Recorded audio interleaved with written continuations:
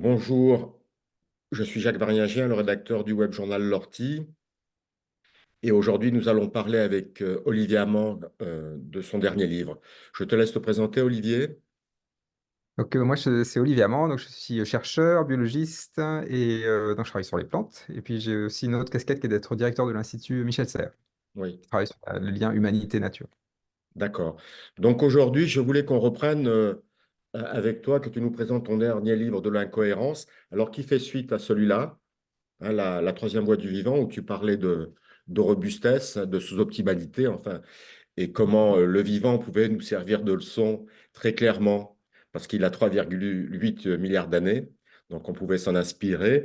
Et donc là, tu reprends l'incohérence. Alors, je ne connaissais pas ce terme, l'incohérence en biologie.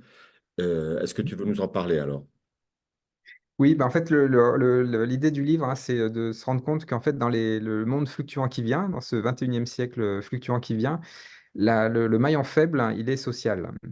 C'est que on parle beaucoup de dégradation écologique, de notre habitat planétaire qui est dégradé et donc qui fait des fluctuations. La nature se réveille, on pourrait le dire comme ça, hein, les méga-feux, les méga-inondations. Mais en fait, le maillon faible, il est social. C'est la société, elle n'a que 10 000 ans depuis le néolithique, hein, voilà, quand on a inventé l'agriculture, la Oui, sédentarisation.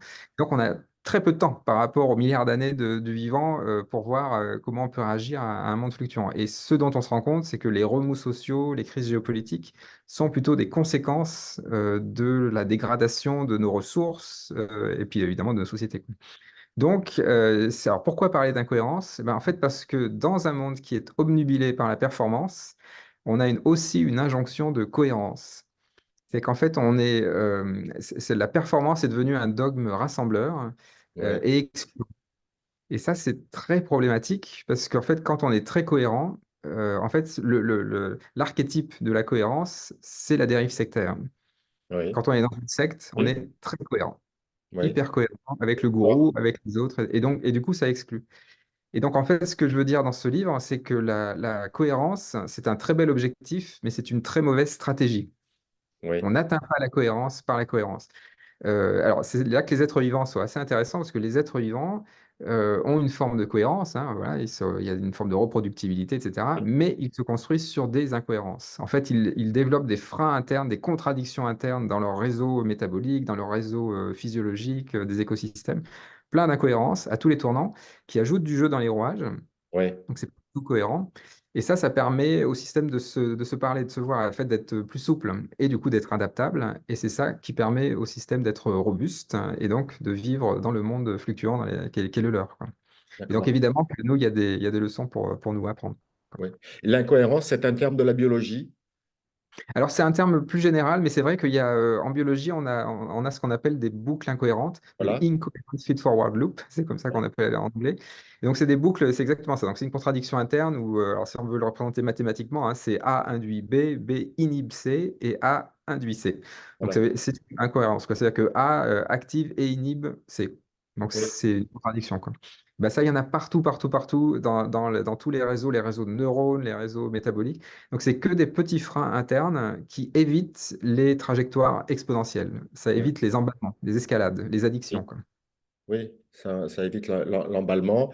Nous, on aurait supprimé ce frein interne. Oui, alors nous, on a tendance à le supprimer justement parce qu'on est obsédé par la performance. Donc, en fait, on coupe tous Oui, ces freins internes. Donc, l'exemple typique, hein, c'est qu'en fait, nous, on a développé des freins internes, hein. Dans le réseau dans le contrat social, il y a des tas de freins internes, hein. Le secret médical, le secret des sources, tout ça, ce oui, sont des freins internes qui évitent les escalades. Mais actuellement, eh ben, le secret des sources, par exemple, pour des raisons de terrorisme, on va un petit peu le remettre en cause. Le secret médical, c'est pareil, ça devient de plus en plus difficile de le faire passer parce qu'on a des outils qui nous permettent d'avoir accès enfin, de contourner le ah ouais, secret ouais. médical.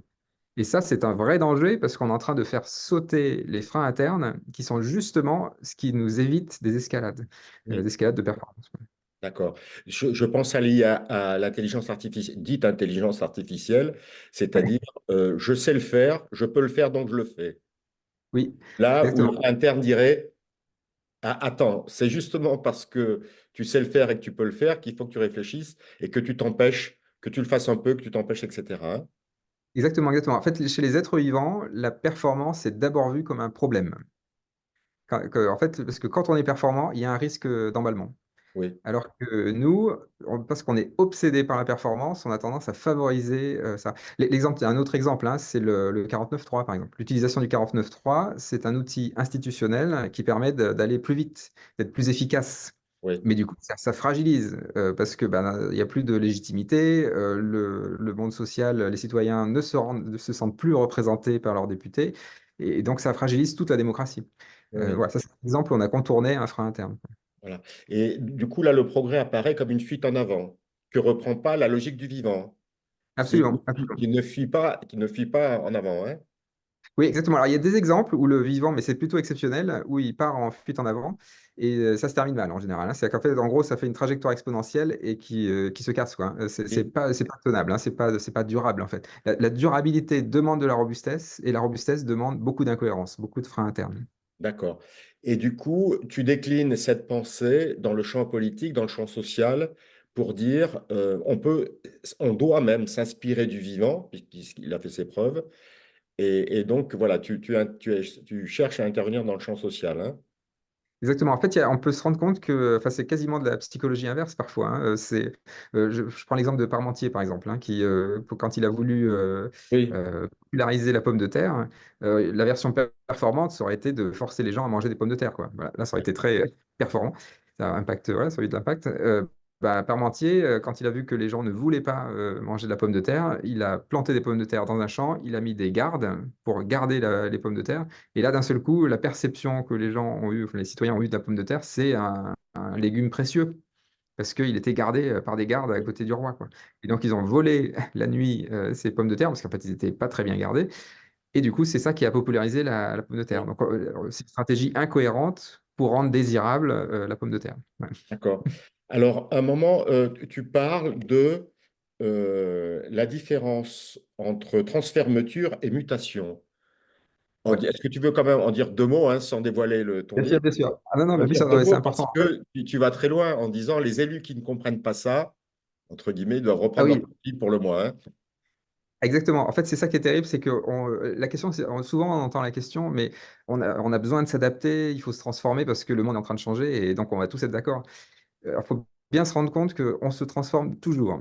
Toujours, toujours, toujours. On se transforme par défaut. Quand on ne fait rien, on se transforme. En fait, on suit la trajectoire exponentielle. Et Oui, donc, tout l'enjeu politique, c'est de ne pas se faire piéger. C'est-à-dire qu'en fait, on est en train de voir une transformation et on aurait presque l'impression que c'est son action qui fait cette oui, transformation-là, alors que c'est juste le système qui est en train de partir en exponentiel. Et du coup, il faut vraiment faire ce travail de réflexion pour se dire, est-ce que j'ai pas fait sauter des freins qui font qu'en fait, je suis en train de partir sur une rail, sur une trajectoire voilà, exponentielle, quoi. ça s'emballe. Voilà. Donc quand on part comme ça, on laisse le système. En fait, c'est la main invisible, hein, quelque part. Alors Oui, du marché ou de n'importe quoi, hein, la main invisible, de la compétition, on pourrait l'appeler comme ça, hein. oui, Ça, c'est la transfermeture. C'est-à-dire que c'est une transformation qui nous enferme dans une trajectoire mortifère. Alors que la mutation, c'est quand on met des freins internes pour faire une transformation que nous, on contrôle encore un peu, quoi. Qu'en fait, où oui. on amenuise cette trajectoire exponentielle, quoi. Voilà. Et donc, tu dis quelque chose, moi, qui me paraît évidemment important en tant que psychologue, c'est tu dis l'urgence, donc il faut s'arrêter. Oui, il faut s'arrêter. La première chose, c'est créer un espace Et oui, que ce questionnement puisse se déployer. Si on ne s'arrête pas, on ne change pas. En fait, si on ne s'arrête pas, on fait de la transfermeture. voilà. C'est le système dominé, quoi. Ça marche en automatique, ça Voilà. va là où ça veut, et on perd le contrôle. Et donc, puisque c'est urgent, justement, c'est pour ça qu'il faut s'arrêter pour repenser et pour faire une mutation qui ait du sens, du coup, hein, qui soit une mutation vers la vie et pas vers les... Exactement. Et ça change beaucoup de choses parce qu'en fait, ça veut dire que le décideur, il change de posture. Dans le monde de la performance, en fait, le décideur, c'est un meneur qui est au service du pouvoir. Oui, Donc, c'est une forme de contrôle et de prédation, quoi. Enfin, on met sous cloche, quoi. oui, On stérilise les initiatives locales. Bah, dans le monde de la robustesse, le décideur bascule d'une posture de meneur à une posture de facilitateur au service de la puissance. Et donc la puissance, c'est plutôt, on laisse se déployer les initiatives locales, elles se déploient, elles se propagent, à la limite, le décideur n'a pas besoin d'être là. C'est ça qui fait que oui, c'est oui, vraiment puissant, quelque que chose. ça se propage, quoi. D'accord. Sur ce point, je te ferai une proposition pour nommer cette fonction-là, hein, Mhm. qui est entre l'entropie, la négantropie, mais à condition d'écrire négantropie avec TH. Oui, oui, c'est pas mal. Voilà. Je suis C'est-à-dire quel est sympa. le rôle, quel est cet humain, quel est ce rôle qui va permettre de rajouter au système, de l'intelligence au système pour qu'il aille mieux, au lieu de le laisser aller vers l'entropie, hein. Ouais, très bien, ça me va parfaitement. Ouais. Ouais. Voilà, c'est une proposition que je te ferai. Merci Olivier. Bon, j'espère qu'on aura l'occasion sur le territoire de t'inviter et de te permettre de développer ces concepts-là qui sont, de mon point de vue, très importants. Avec plaisir, avec plaisir. Merci de l'invitation. Merci, au revoir.